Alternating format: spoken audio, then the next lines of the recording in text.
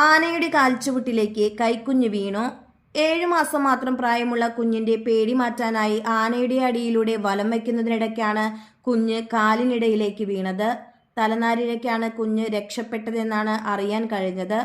ഹരിപ്പാട് സുബ്രഹ്മണ്യസ്വാമി ക്ഷേത്രത്തിലെ ആനയായ സ്കന്ദന്റെ കാലിനിടയിലേക്കാണ് പാപ്പാന്റെ കയ്യിൽ നിന്നും കൈക്കുഞ്ഞ് വീണത്.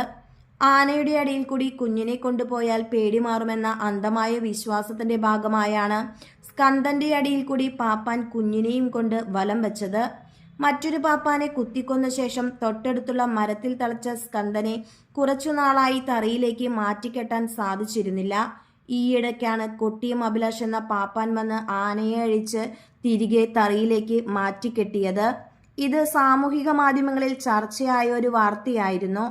വളരെ അപകടകാരിയായ ഒരു ആനയാണ് ഹരിപ്പാട് സ്കന്ദൻ. സൂക്ഷിച്ചു കൈകാര്യം ചെയ്തില്ലെങ്കിൽ സ്കന്ദന്റെ സ്വഭാവം എപ്പോൾ മാറുമെന്ന് പറയാൻ സാധിക്കില്ല. ആ സ്കന്ദന്റെ അടിയിലൂടെയാണ് പാപ്പാൻ കുഞ്ഞിനെയും കൊണ്ട് വലം വെച്ചത്.